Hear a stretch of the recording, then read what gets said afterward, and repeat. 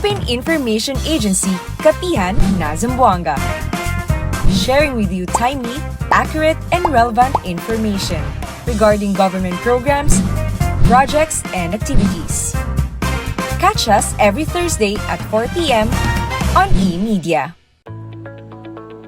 Buenos dias, Zamboanga! Welcome sa PIA Kapihan na Zamboanga sa SM City Minpro, hatid ng Philippine Information Agency, Mindanao Cable Television, eMedia, and of course, SM City Minpro.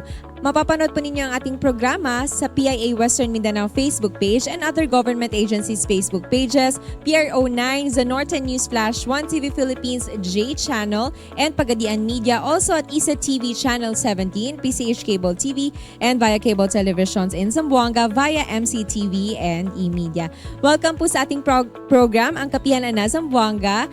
We'll discuss important topics that will help you make more informed decisions wherever you are. At ngayon po sa ating programa, sa ating episode po ngayon, pag-uusapan po natin ang isang mahalagang programa ng PhilHealth, ang Yaman ng Kalusugan Program o YAKA Program. So aalamin po natin ang mga detalye patungkol dyan.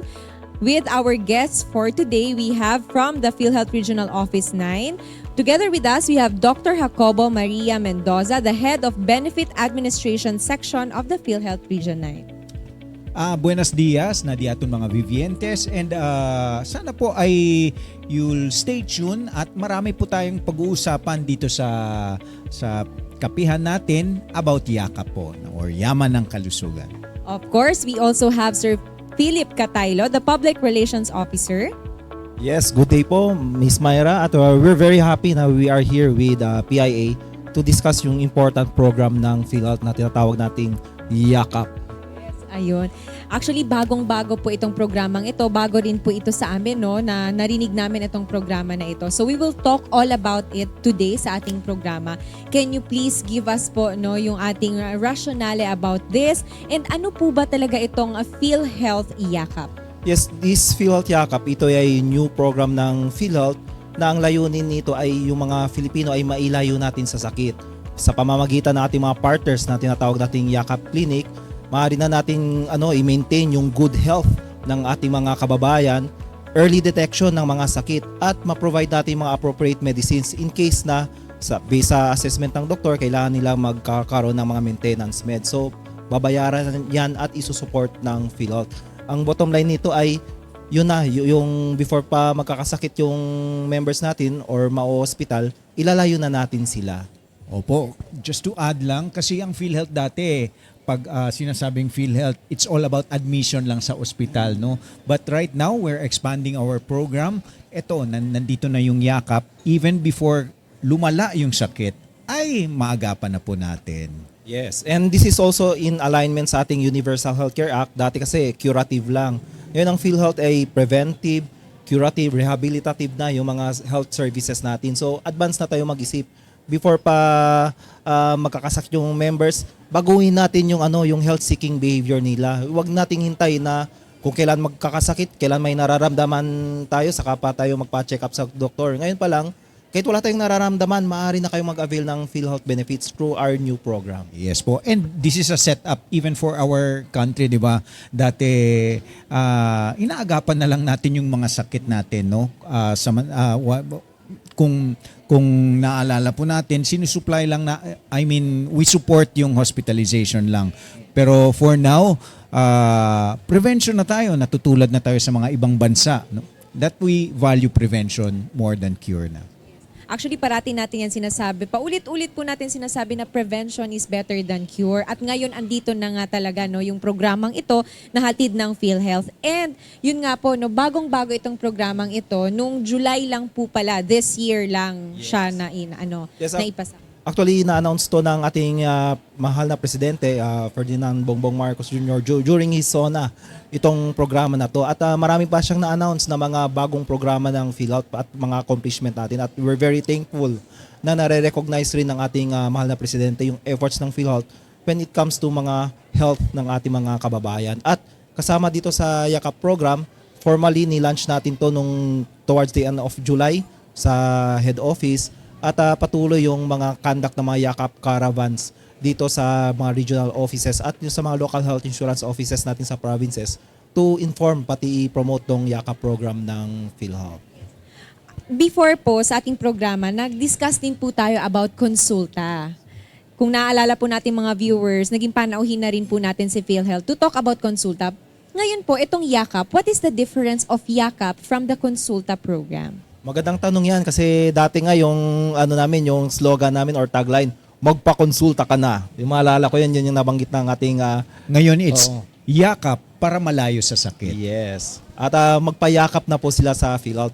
Actually, this is enhancement of the konsulta program. Na-recognize rin natin, no, dati sa konsulta program, medyo nahirapan rin tayo yung mga challenges gaya ng ating mga healthcare provider engagement, yung awareness ng ating mga members rin, medyo na hindi nakakaroon ng connection kaya mababa yung engagement nila. At the same time, yung concept ng konsulta is yung parang magpapakonsulta ka lang kung kailan ka magkakasakit. Ganun pa rin nandun pa rin yung old concept ng health-seeking behavior. So, ngayon, binago yan natin, ginawa nating yakap. So, we need to embrace the new norm, which is a good health-seeking behavior natin na before pa magkakasakit, magpayakap na tayo.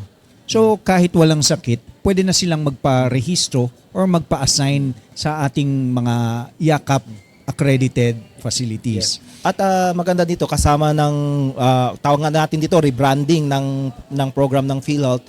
Also, there's an expansion ng mga benefits ng PhilHealth compared sa old na konsulta benefit package natin. So parang this is a bigger and better konsulta itong yakap natin. So, opo, clarification lang po, Doc.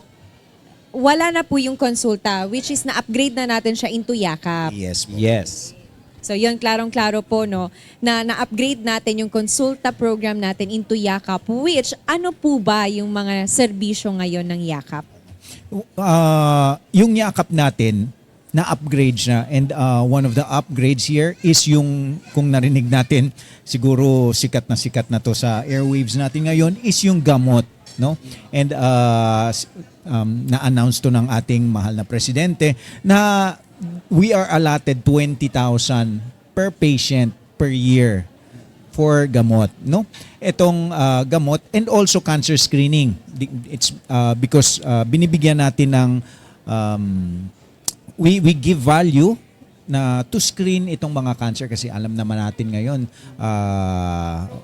prone na marami tayong mga kakilalang nagkakaroon ng cancer, so it's also important for us to screen them. And maganda kasi yung screening natin, dati yung mga may kaya lang yung pwedeng mag-screening, 'di ba? Kung wala kang pambayad, hindi ka pwedeng i-screen. Ngayon, kayang-kaya na kasi libre po ito. At kagandahan nito, no, ay kasama yung sa cancer screening, no, ay nakikita natin sa PhilHealth Print sa record natin yung mga top cancer illnesses. So ito yung nagbibigay ng pahirap sa ating mga bawat mamamayan at we base sa studies kung early detection ay maaari tong maagapan agad. Kaya ba't di natin i-support yan? Ba't di natin yung through the support of PhilHealth, pondohan natin yung programa na yan para before pa siya maging full-blown cancer or in its early stages, pwede na natin siya ma-detect gamit ang yakap program ng PhilHealth. Kasi the earlier the detection, the higher the survival naman. Ito po, additional question lang. Ito pong libreng gamot, makukuha lamang siya sa mga accredited lang po natin na mga consultation clinics and laboratory. And since this is just na-roll out pa lang, no? We are still expecting our partner pharmacies to have themselves accredited with us. Kaya for now, wala pa tayong accredited pharmacies, no? Kasi ni-roll out pa lang. And we need for them to apply accreditation for us. Kaya sa ating mga local, kasi yung mga national pharmacies, parang yung central office namin pinag-uusapan na sila para iisahan na lang. Pero yung mga local pharmacies natin, ine-encourage po namin na magpa-accredit po sa amin and have yourselves partnered with the yakap providers namin. Pati ang kagandahan nito, no, kung makikita natin yung buong design ng programa, no, parang it's a whole, parang network na siya. Meron na tayong mga yakap clinics kung saan dyan tayo magpapa-check up sa ating mga kalagayan natin, no, sa health natin. Then once based sa ano nila, meron nila yung network ng mga PhilHealth gamot pharmacies. Once ma-accredit na yan, ay dyan na natin i-claim yung mga benepisyo natin, mga gamot natin. At yung kagandaan nito, inaayos na rin natin yung PhilHealth gamot app para digital na once pupunta kayo sa Yakap Yes Clinic. po. And ang maganda dito, pwede siya, kung may reseta ka na, pwede ka nang pumunta sa kahit saan na Yes. partner accredited pharmacy.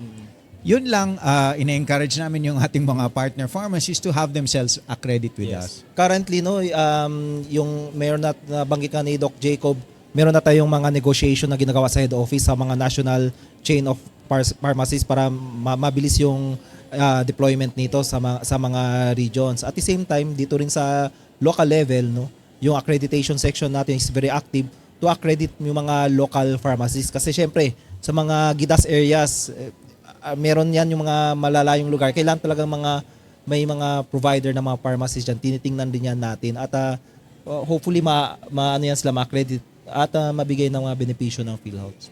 Okay. So ito, mahalagang katanungan po. Sino po ba ang maaaring makapag-avail ng ating Yakap program? Naku, lahat ng Filipino. Pwede po lahat ng Filipino as long as they have themselves registered sa PhilHealth. Yung mga hindi pa nakarehistro sa PhilHealth, magparehistro kayo kasi kailangan namin ng PIN number nyo for you to be assigned to a Yakap provider of your choice. Yes. Oo, kung gusto nyo malapit sa inyo o kung gusto nyo yung maganda ang serbisyo. Maganda kasi usap-usapan na ngayon sino ang maganda ang serbisyo, sino ang malapit. Pwede kayo magpa-assign po. Pati yung tinitingnan natin, no, kasi importante na meron kang PhilHealth PIN. Although yung PhilHealth identification number. Kaya lagi namin sinasabi, no, magparehistro, mag-update ng record, magbayad ng contribution at mag-avail ng PhilHealth benefits. So always yan yung cycle na yan. Lagi natin as a PhilHealth member, bigyan natin ng Tawag importance natin nito. 4Ms. 4M. At once meron na tayo yung PIN, pwede na tayong mag-choose ng ating mga preferred Yakap clinic. So paano natin tong pipiliin? Una, pwede sa yung tinatawag natin eGov Super App, no, yung eGov PH Super App. Opo, kasama lahat ng mga government sa eGov, no? And then meron din tayo yung PhilHealth member portal. Pwede rin sa natin sa mga Yakap clinics mismo, pwede tayong enlist doon or magpa-assign doon at sa mga local health insurance office or any PhilHealth office. Ito po, clarification lang din.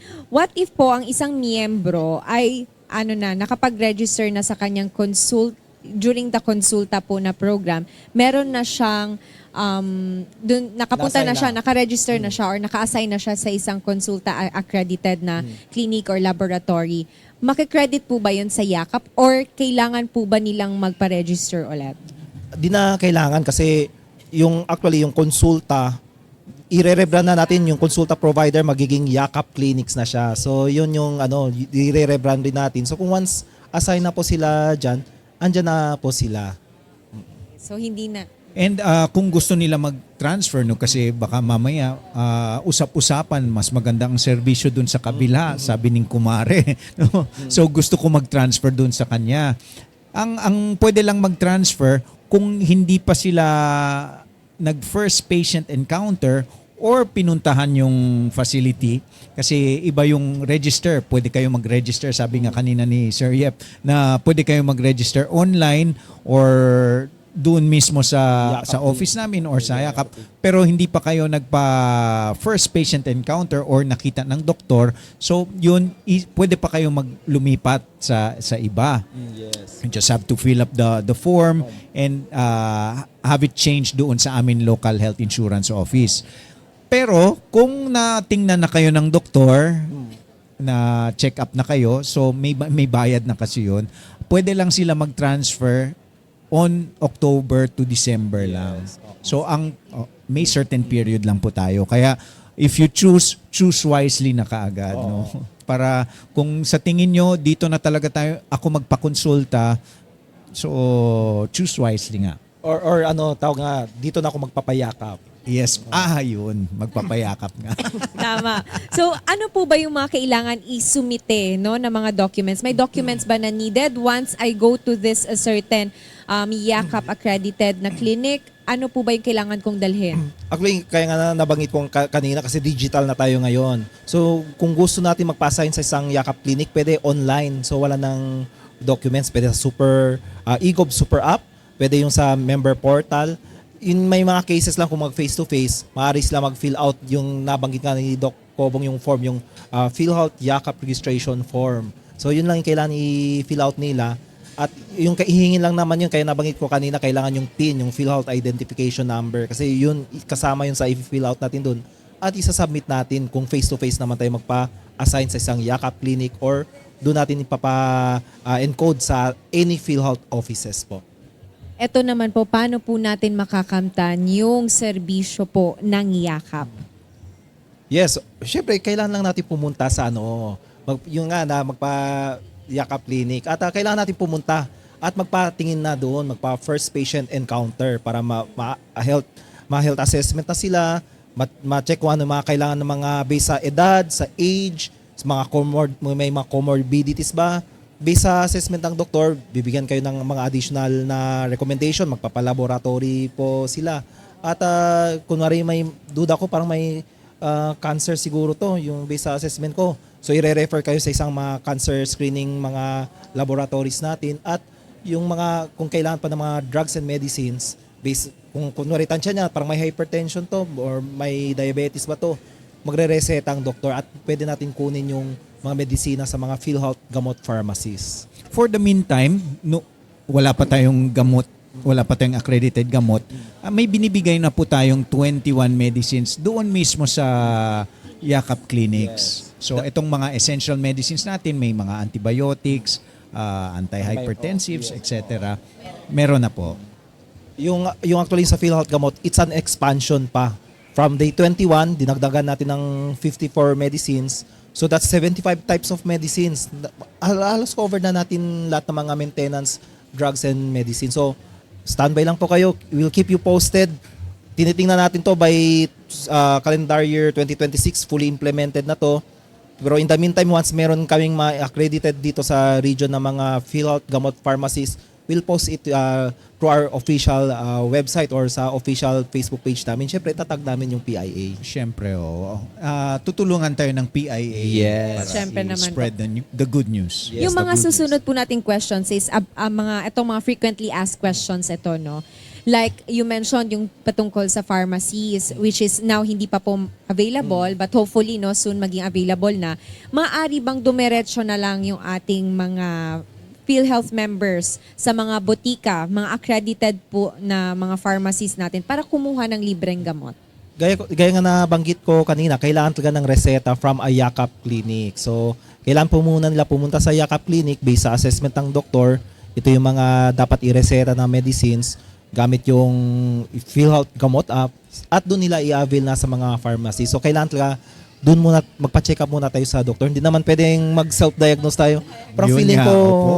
may Baka kung ano-ano yung binibigay natin sa sarili Ibang natin, medicine, ikasasama pa natin. Yes. Maniwala tayo sa ating mga doktor. So libre po talaga siya, any kind of medicine, basta po ni reseta ng Yakap Clinic. Yes. Basta nakalista lang doon sa 75 medicines natin. At may benefit limit tayo na 20,000 per patient per year. So kunwari ang stats natin for a Filipino family, usually yung stats natin, nanay, tatay, 2 anak. So each member of the family may 20,000 na annual benefit limit for PhilHealth gamot. 20,000. Kung 4 na family, that's 80,000. At magkano For a lang family of 4. At magkano lang binabayad natin sa PhilHealth, pinakamababa, that's 500 pesos lang. So sobra-sobra yung binibigay natin mga benefits. So kasama po dito pati yung mga beneficiaries ng members. Yes. Maganda. Napakagandang programa, no? So ito po, paano naman kung walang kinakailangang laboratories or ang napuntahan po na Yakap Clinic? Kung ang isang Yakap Clinic ay walang attached na laboratory, no? Ang responsibilidad po ng isang Yakap Clinic to refer their patients to a partner laboratory. Ibig sabihin, libre din po. Dapat ang isang one of the accreditation requirements natin is for them to have a partner laboratory para kung saan nila i-refer yung pasyente. So, dapat libre po rin po. So libre din kasama po ba yan siya sa medicine na na 20,000 or hindi po?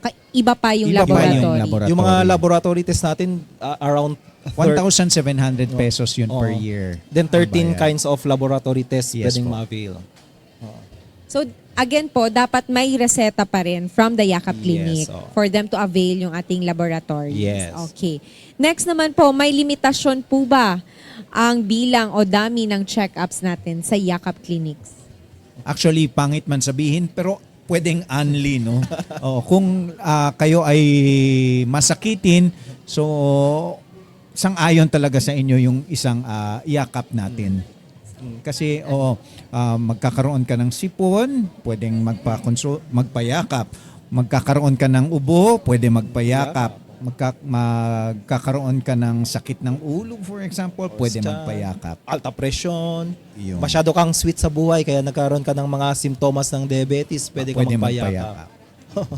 Oo, so napakaganda kasi pwede silang magpa-check up anytime. Yes. Anytime po. At ang importante nito, no, yung mga number of check-up, depende pa rin to sa attending physician natin sa isang Yakap Clinic. Siyempre sila lang makakapagsabi kung kailangan ba na, yung depende sa health status natin kung madalas ba kailangan nyo ng regular check-up. So, And yung mga, kung iniisip yung mga taong na may maintenance na, di ba? Sasabihin nila, baka pwedeng bulto na lang yung ibibigay sa kanila. Pwede rin naman po, depende talaga ng sinabi ni Sir Yep, depende sa doktor. Kung gusto ng doktor i-prescribe siya ng for 1 month, for 2 months, pwede. Pero may limit tayo of up to 3 months lang po. ito po na nabanggit na natin kanina, no, kung saan po sila pwede makapag-avail, which is the Yakap Clinics or yung mga accredited clinics natin. But ilan po ba yung Yakap Clinics po na accredited in Zamboanga Peninsula alone? Yes, for Zamboanga Peninsula, yung accredited natin is 133 na mga Yakap Clinics. So for Zamboanga City, around 30 plus na yung natin yung ma-accredit. At marami-rami na at meron pa parang nabanggit sa akin, madadagdagan pa yan na based sa nag-usapan kami ng accreditation section, madadagdagan pa yan. At nationwide, meron tayo 3,582 na Yakap Clinics as of July 31, 2025. So nasagot na rin po natin kanina kung pwede po bang magpalipat ng Yakap Clinic. So ngayon po hanggang October to December sila merong chance to change Ay, ng mga magse-September clinics. na pala, no? Yes. So kung gusto nila magpalipat, antayin nila hanggang yung October para magpalipat. At ang maganda nito, kasi binibigyan natin ng choice ang ating mga members for a better yung health-seeking behavior kung saan nila gustong much better yakap. Kaya kung hindi pa sila registered, pwede sila magparehistro ngayon. Magpayakap na sila, seek consultation. Kung ayaw nila, pwede na sila magpalipat sa October. Pero after po ba ng period na binigay natin, October to December, hindi na sila pwedeng lumipat. Once na naka-register na sila doon sa clinic na yon, doon na po talaga sila dapat na magpa-check up. Yes. Pwede sila magpalipat next October na naman. Yes. Pwede pala. Okay. Pwede po bang lumipat naman po sa ibang Yakap Clinic sa mga susunod na taon? No? Ito na po yun. Yes. So every October to December December lang po yung ang ating period. paglipat. So aside from that po, ano pa po yung pwede nating ibahagi sa ating mga members ng PhilHealth para po dito sa ating bagong programa, which is the Yakap? Yes, parang may nabanggit si Doc Jacob before kami umupo dito, yung regarding sa zero balance billing. Yes. At good news sa ating mga members, once ma-confine sila sa any government facility na accredit ng PhilHealth at pasok sila sa mga member category na mga 4Ps natin, yung mga senior citizen, mga kasambahay natin at yung mga indigent program ng PhilHealth ay rest assured na zero balance billing po sila. Ibig sabihin, once ma-confine sila, alis sila, cured na yung sakit nila at wala silang babayaran ni isang kusing. So we're very proud na meron na ganitong programa para sa ating mga kababayan na mahihirap. Pero sometimes meron naman tayong mga demands, di ba? Hindi naman lahat ng sometimes hindi lahat ng kagustuhan ng parents, ng patients pala, ay na-prescribe ng doktor. Minsan gusto natin ng extra. So every time there's extra, you have to pay out of pocket for these extras. So, syempre, kung special request na natin, hindi na po covered yun. Yes. Kaya nga, ibabanggit ko lang rin kasi meron tayo 2 types of yakap clinics. Meron yung mga public, no, mga government-owned na mga yakap clinics. Doon libre lahat. Pagdating naman sa private, no, may mga specialty care. Syempre, kung baga premium care, maaari kayong magbabayad ng out of pocket pero yung benefit na yung cap lang hanggang 900 pesos lang, di lalampas sa 900 pesos yung out of pocket na babayaran natin sa mga additional cares sa mga private yakap clinics po. Thank you very much po. Napakagandang programa po ito, no, ang Yakap. Dahil ito talagang parati nating sinasabi nga na mas mabuting maagapan agad yung mga sakit or mga nararamdaman po ng ating mga residente. And this is a good program po na dapat ma-share natin sa ating mga viewers, sa ating mga followers para po lahat, no, mas marami pa po yung makapag-avail ng mga check-ups sa ating mga Yakap clinics. With that po, let's encourage everyone, lahat po ng mga residents in the Region 9, Zampen, para po makapag-avail sila ng ating bagong programa which is the Yakap. So everybody, those who are still not yet registered with PhilHealth, magparehistro na sa PhilHealth. At kung kayo ay na-rehistro na sa PhilHealth, magpayakap na po kayo, no? Magpa-assign na kayo sa ating yakap na accredited facility, Yaman ng Kalusugan para malayo sa sakit po. At masasabi ko lang ay magpayakap ka na. Ayun, napakagandang programa po, no? Yakap, Yaman ng Kalusugan Program. And this is a good opportunity po sa lahat po sa amin din po, para din sa ating mga residente to be aware kasi ito talaga yung gusto nating ma-inform sila para mas marami po ang makapag-avail. Dahil sayang po ang serbisyo na ito. Libre po ito na binibigay sa atin ng pamahalaan ng ating gobyerno sa pamumuno po syempre ng ating Pangulo Ferdinand Marcos Jr. So, i-avail po natin ito bilang tayo po ay miyembro ng PhilHealth. Sayang po itong opportunity na ito na pag hindi natin ma-avail, no? So, lahat po ay pwede as long as kayo po ay miyembro ng PhilHealth. Kaya magpa-register na nga po tayo sa PhilHealth. Muli po, maraming salamat sa ating mga panauhin ngayong araw. We are very happy po to have with us ngayong araw. Once again, no, ang ating mga guests ngayon, we have Dr. Jacobo Maria Mendoza, the head of the Benefit Administration Section of the PhilHealth Regional Office 9, and of course, Sir Philip Cataylo, the Public Relations Officer po ng PhilHealth Regional Office 9. Thank you very much po. Once again, magpayakap na, no, sa ating mga residente. Para malayo sa sakit. Yes, para malayo po tayo lahat sa sakit. At syempre po, para ang pamilya ay masagana rin, no? Masaya ang pamilya pag malayo po tayo sa sakit at tayo po ay malusog. With that, maraming salamat po muli sa lahat ng ating mga viewers and thank you po sa ating mga Barangay Information Officers Network. Nawa po, no, ay marami tayong natutunan at mapakalat po natin itong impormasyon na ito sa lahat po ng ating mga communities and mga residente po dito sa buong Zamboanga Peninsula. Maraming salamat po muli sa ating mga following sponsors. We have Dunkin, Penguin, Karimadon, and Camiseta, all available here at SMCT Minpro. Muli po, nais nating i-congratulate in behalf of the PIA Region 9. Congratulations po sa SM City Minpro for winning the Mall of the Year Award 2025. Congratulations po. And sa ngalan pong muli ng PIA Director General Catherine Chloe De Castro and PIA Regional Director Ms. Noemi Edaga, magkikita pa po tayo sa ating mga susunod na episodes ng PIA Kapiyan na Zamboanga sa SM City Minpro. Ito si Myra Espinosa. Muchísimas gracias. Serbisyo ng gobyerno, nasa kamay mo na. Narito ang Serbisyo Hub, accessible na sa Eagle PH app. Tulong pinansyal, legal, medikal, at iba pang serbisyo ng gobyerno. Andito lahat yan sa Serbisyo Hub. Dahil lang gusto ng Pangulo, mas mabilis na aksyon sa pangangailangan mo. Kaya kung kailangan mo ng tulong, dito ka na sa Eagle PH Serbisyo Hub. Mag-download na ng Eagle PH app at mag-register para ma-access ang Serbisyo Hub. I-click ang Serbisyo Hub banner sa loob ng Eagle PH app. I-upload ang inyong requirements at sundan ang instructions sa screen para makakuha ng appointment. Ganun lang kabilis! serbisyo ng gobyerno, mas pinadali para sa'yo. Philippine Information Agency, Kapihan na Zamboanga.